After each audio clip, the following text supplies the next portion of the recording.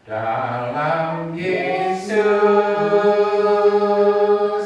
kita bersaudara. Dalam Yesus kita bersaudara. Dalam Yesus kita bersaudara, sekarang dan selamanya. Dalam Yesus kita bersaudara. Ada kekuatan. Dalam Yesus ada kekuatan. Dalam Yesus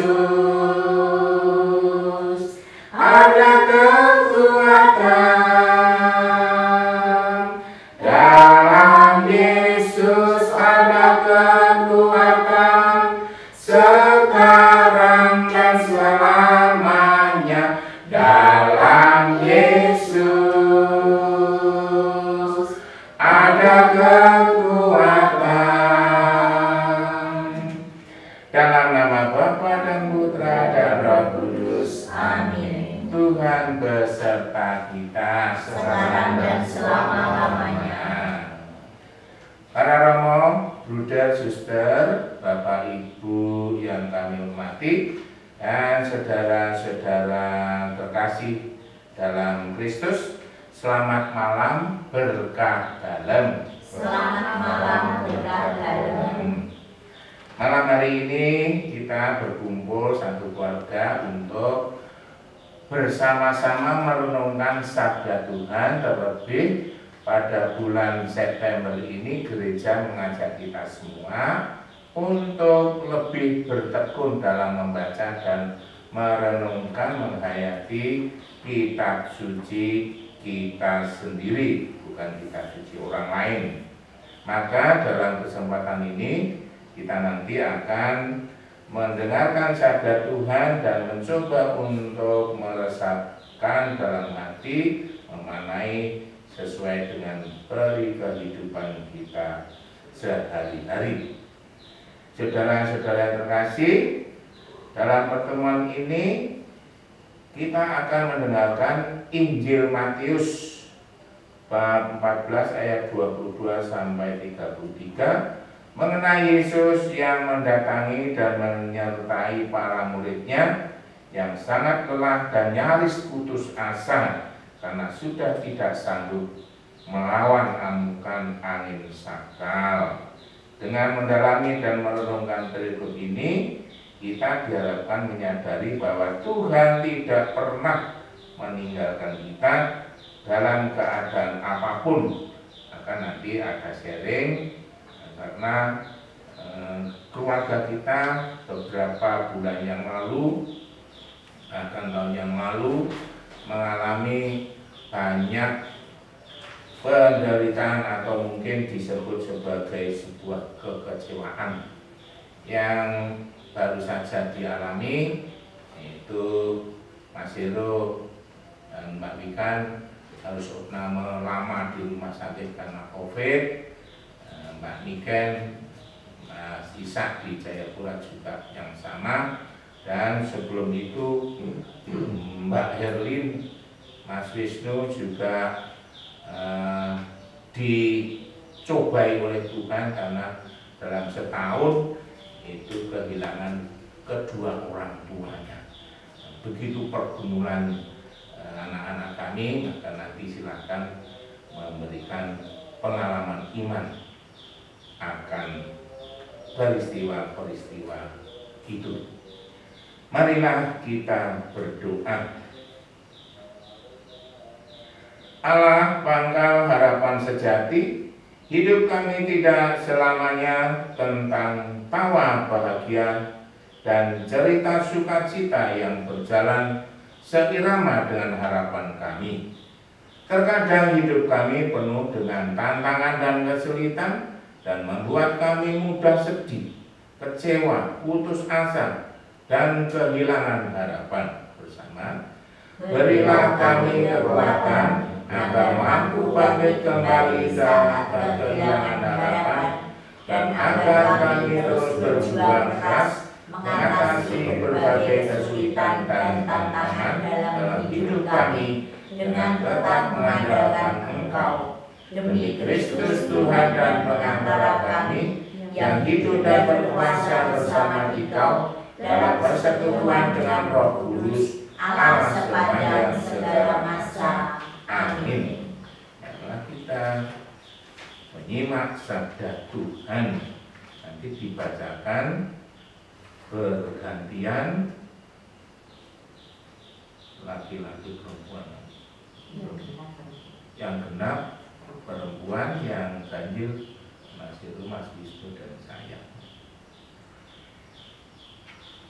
Inilah Injil Yesus Kristus menurut Matius bab 14 ayat 22 sampai 33. Dimuliakanlah Tuhan.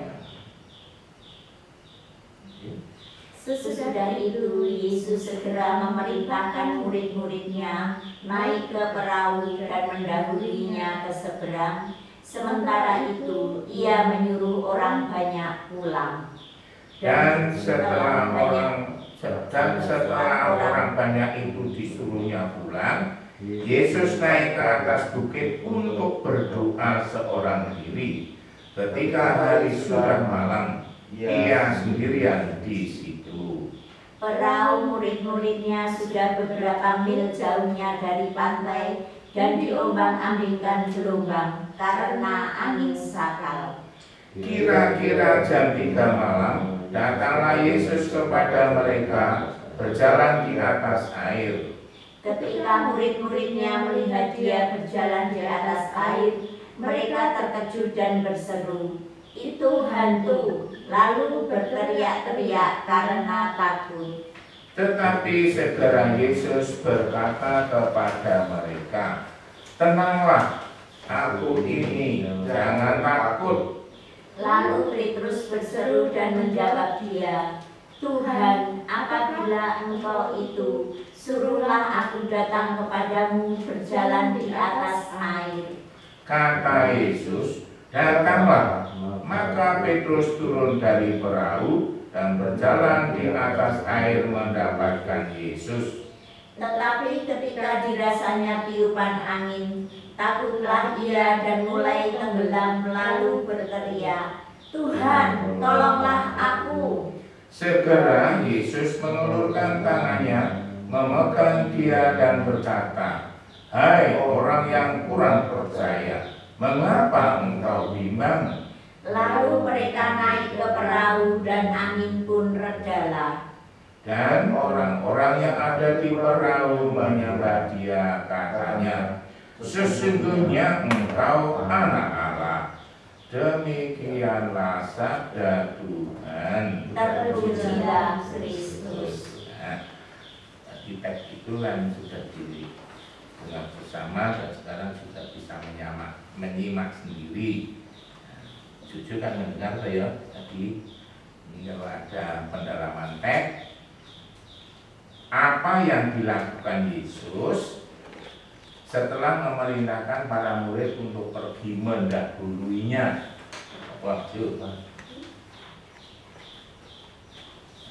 Tadi kan Tuhan Yesus memerintahkan para murid pergi, orang-orang pergi. Setelah itu Yesus ngapain?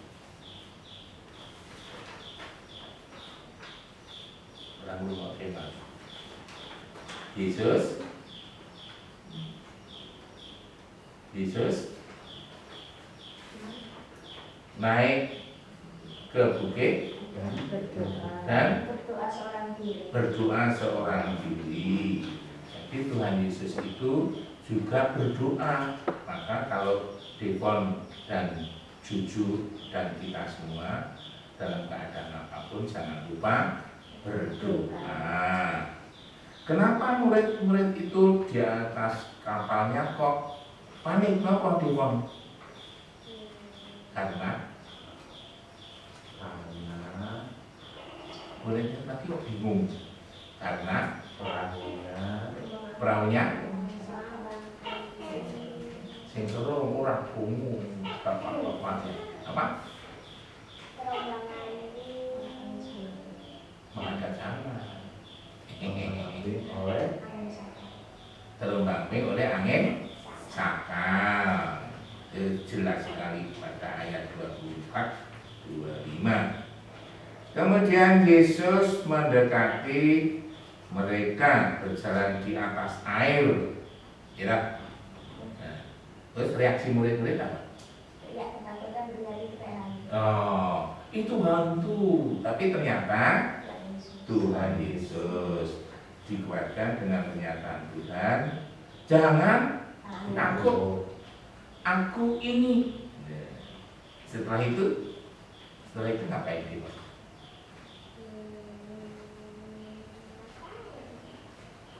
Petrus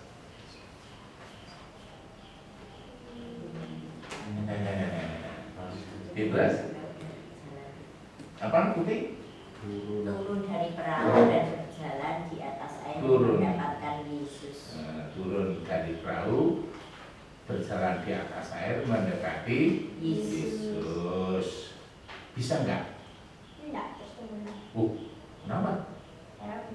Bimbang. Ternyata Petrus akan tenggelam karena bimbang. Itu pendalaman dari teks yang kita dengar. Maka akan kita renungkan penjelasan dari teks itu. Penginjil Matius mengisahkan Yesus naik ke sebuah bukit untuk berdoa setelah membuat mukjizat, memberi makan orang banyak hanya dari 5 roti dan 2 ikan. Di bukit itu yang terletak di sekitar Danau Galilea, Yesus berdoa seorang diri sepanjang malam. Dalam Perjanjian Lama, bukit dan gunung merupakan tempat favorit bagi tokoh-tokoh besar dalam sejarah Israel untuk berdoa. Siapa yang berdoa di gunung? Musa. Terus Nabi Elia. Mereka berdoa di gunung Sinai. Ya. Dalam Injil Matius, gunung adalah tempat berjumpa dengan Allah. Yesus berdoa untuk menjalin komunikasi dengan Bapa yang menjadi sumber kekuatan baginya dalam menjalankan misi perutusan mewartakan kerajaan Allah. Perhatian kemudian adalah kepada para murid. Mereka dilukiskan sedang panik karena diombang-ambingkan gelombang tinggi. Melihat murid-muridnya berada dalam situasi yang sulit dan berbahaya, Yesus mendatangi mereka dengan berjalan di atas air, lalu menenangkan mereka.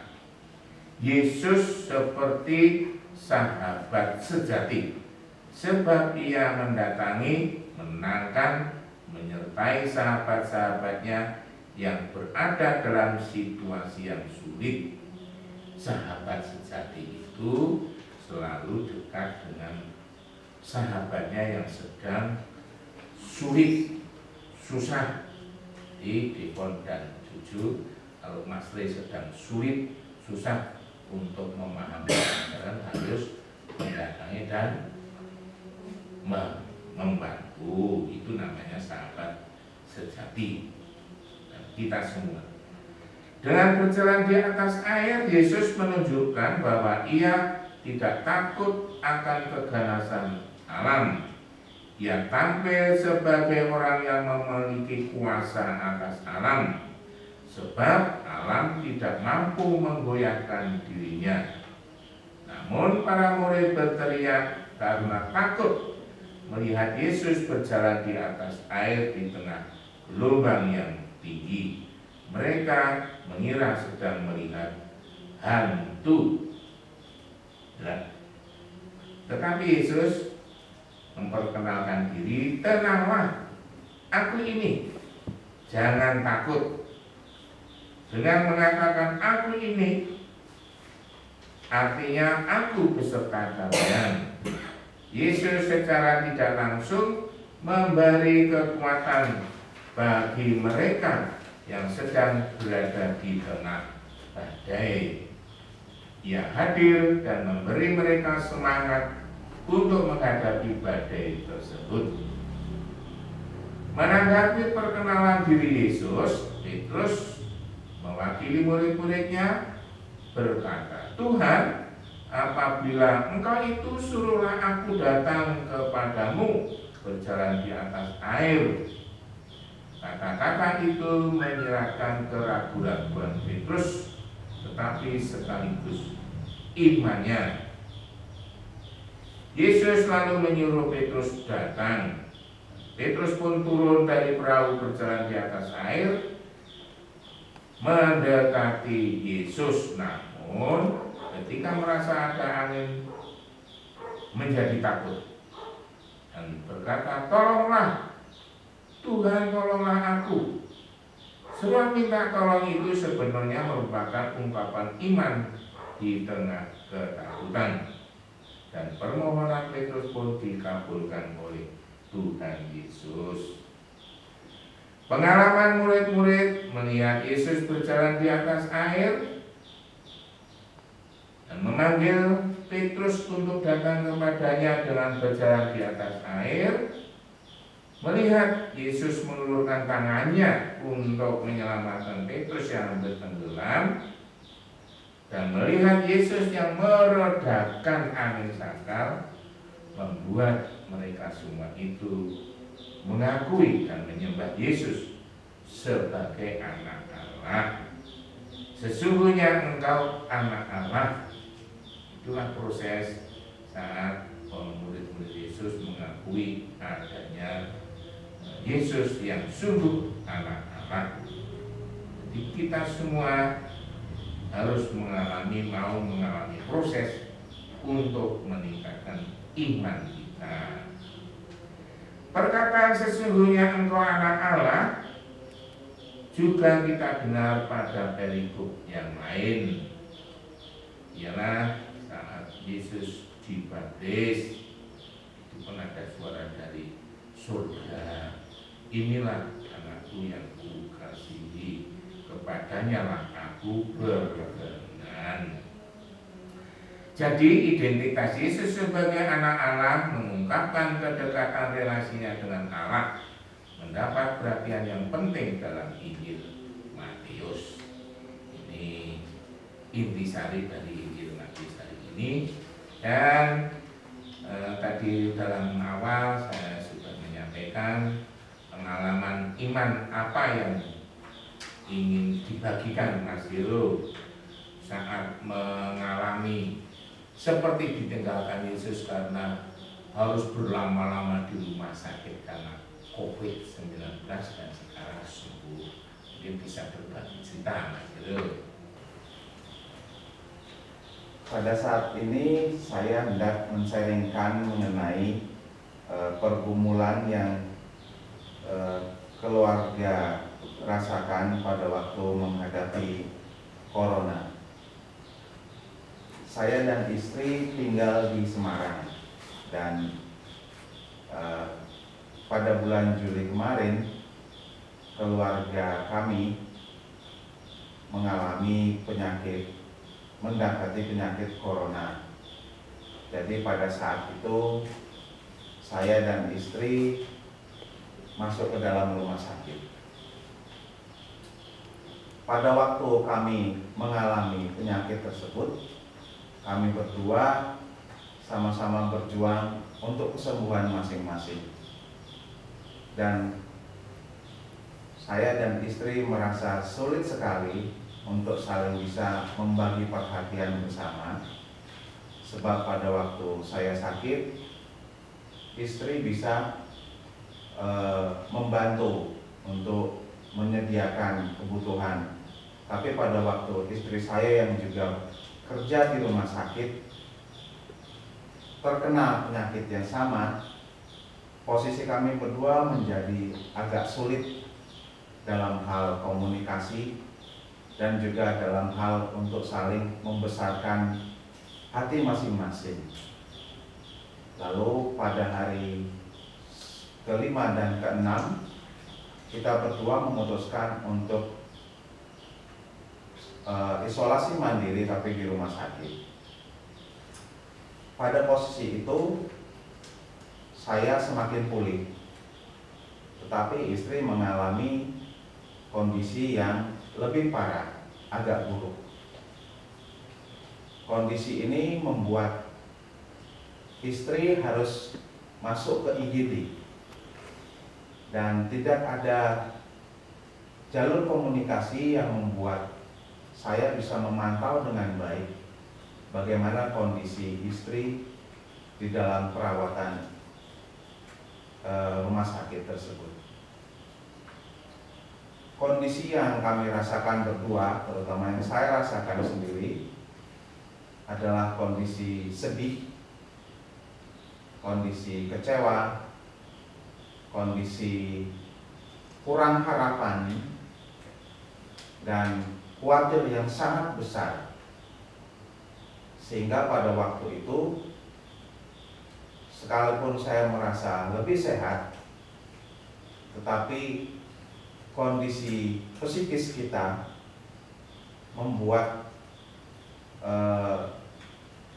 posisi saya dan istri tidak merasa sembuh secara moral, karena sebetulnya urusan moral ini itu yang membuat kita lebih optimis untuk bisa mengatasi kondisi kita yang sakit.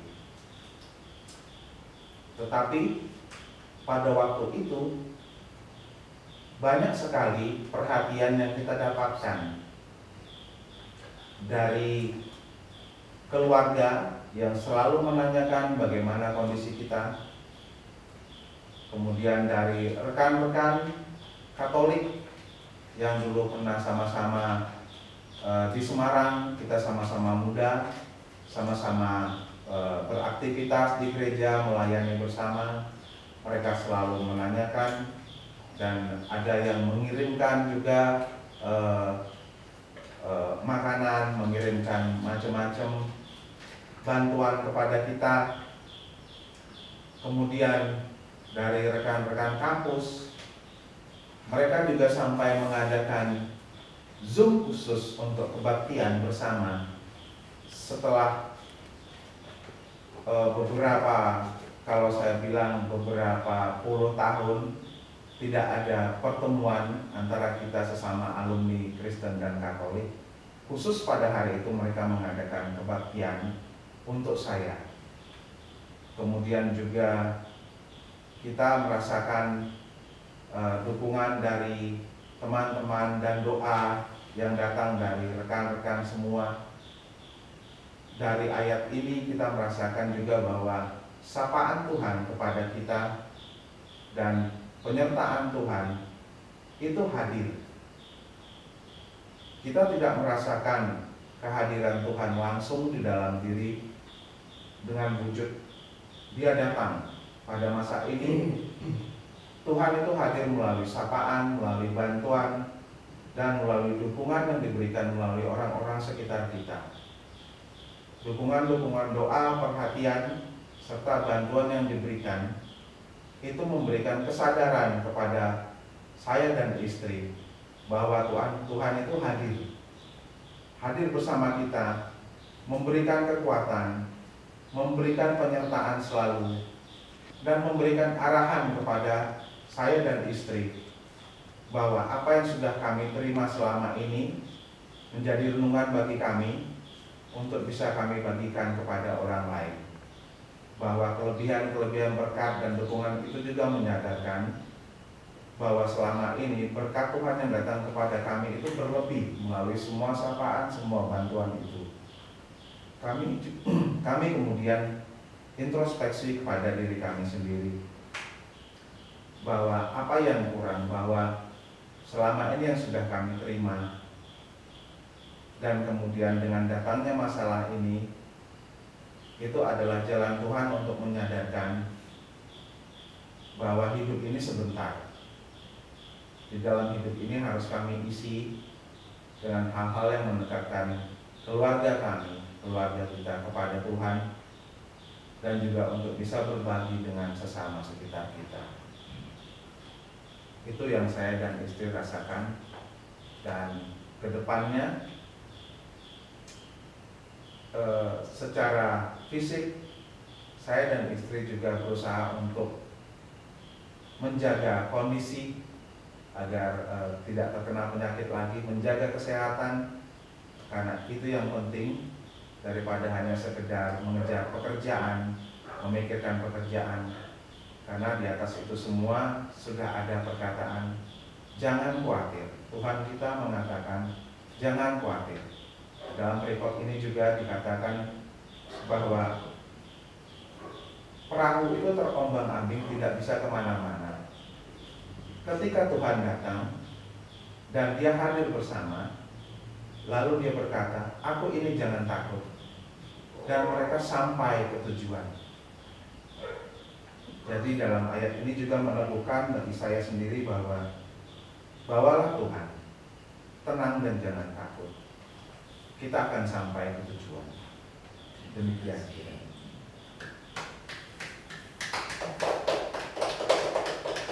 Terima kasih Mas Hero sharingnya selama dirawat di rumah sakit dari Sampit. Berapa minggu tadi Mas Hero?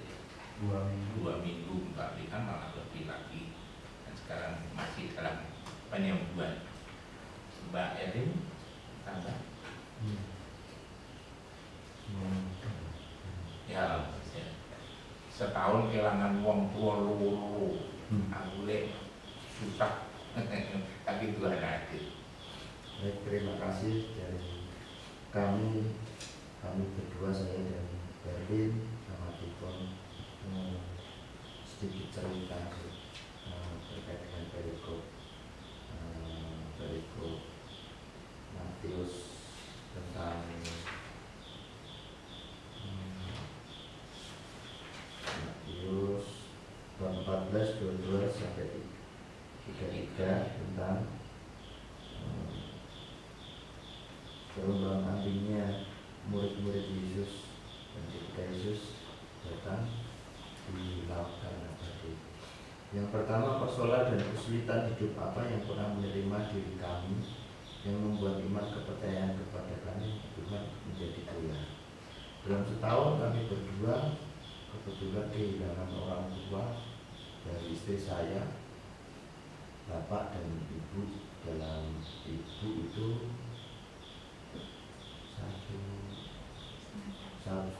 satu tahun berarti setahun ya. Kita mengalami keterombang-ambingan, tidak percaya, artinya tidak mengandalkan Tuhan waktu itu.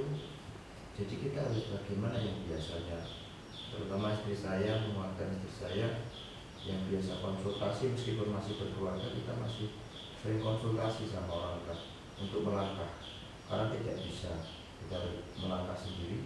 Mau melangkah kita konsultasi, kita melangkah konsultasi. Kemudian dari tadi itu kita sangat terpukul. Itu menjadi keterombang-ambingan bagi kami, karena saya harus menguatkan istri saya secara kata Mas Yori tadi, secara moral. Artinya kadang kita sampai secara logika, kamu harus begini, kamu harus begini, harus kuat, tapi tidak bisa. Waktu itu kita merupakan, oh ternyata kita memang tidak berdoa. Itu menjadi sangat terombang-ambingnya kita. Kita punya rencana diri secara manusia dihitung kita. Kita sudah harus ngirim bapak ibu dalam waktu dekat. Iya, kita harus itu memeriksakan bagaimana. Itu sangat menjadi keterombang-ambingan kita berdua waktu itu.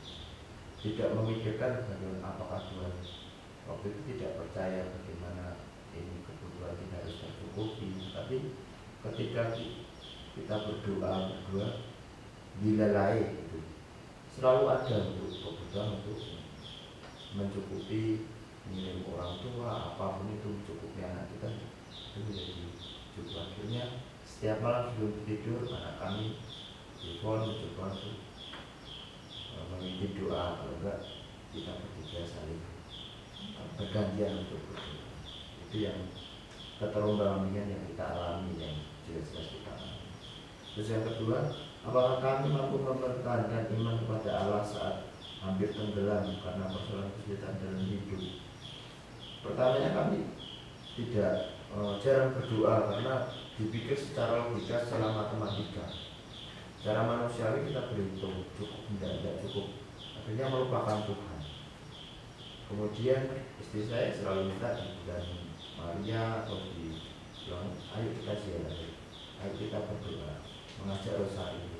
Itu menjadi usaha kita untuk mempertahankan keluarga kami, untuk mempertahankan iman kepada Bunda Maria dan juga Tuhan. Kemudian yang ketiga, apakah kami berani bertindak seperti Petrus? Tuhan, tolonglah aku, membiarkan Tuhan mengulurkan tangannya untuk membantu. Ya, kita berdua akhirnya pasrah dengan kemampuan kuat kita. Ya, kita secukup-cukupnya cuma ini, sampai bagaimana akhirnya malah kita merasa banyak rezeki yang diterima.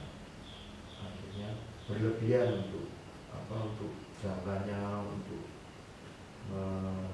kebutuhan untuk anak kami, kebutuhan untuk mengirim kakung muti, sampai semuanya sehingga tercukupi karena kita pasrah dan berserah, berdoa. Yang keempat, siapakah yang menjadi tangan Tuhan untuk menolongku dikala aku menderita dan kesusahan? Siapakah yang menjadi tangan Tuhan untuk menolongku? Oh, sesama, artinya sesama saudara itu menjadi perpanjangan tangan Tuhan kami. Terus terang,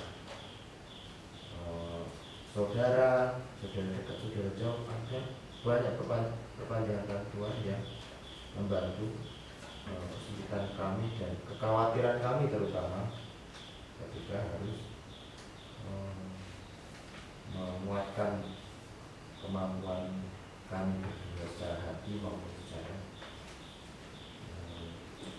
kehidupan. Terus yang kelima, aksi nyata apa yang akan kami lakukan selama 1 minggu ke depan untuk membalas kebaikan kita Tuhan yang telah menolong kami.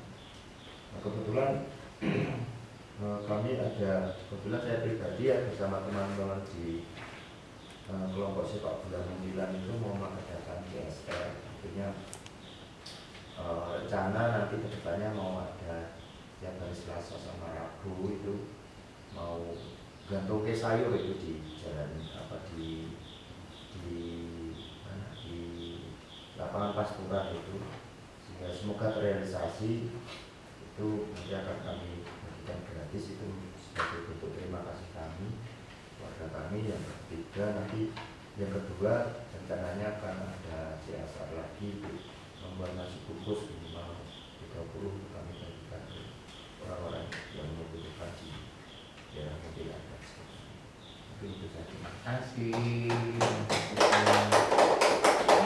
Pergumulan mereka dan pergumulan anak kami ini kan yang di Jayapura, nanti kita sertakan dalam doa karena besok Senin akan menjalani operasi miom dan kista di Jayapura.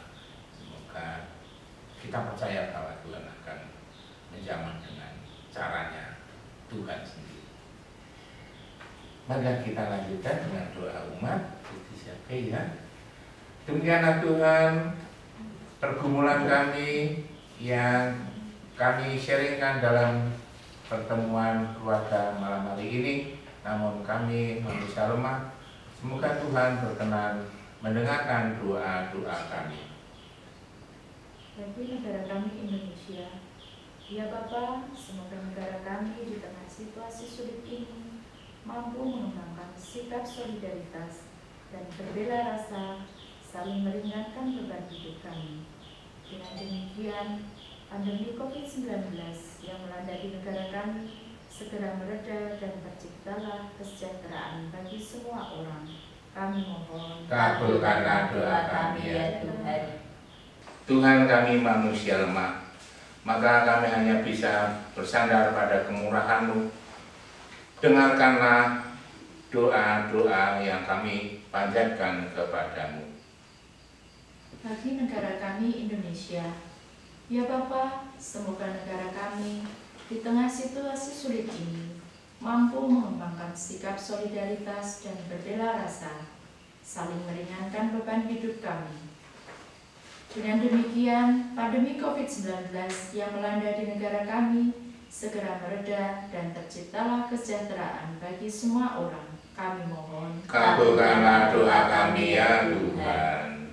bagi gereja kami, ya Bapa, semoga gereja kami pun terbuka bagi pelayanan bersama demi mendukung segala rencana dan kinerja pemerintah kami. Dengan demikian, gereja pun dapat menjadi sahabat bagi setiap orang yang membutuhkan sapaan dan kasih.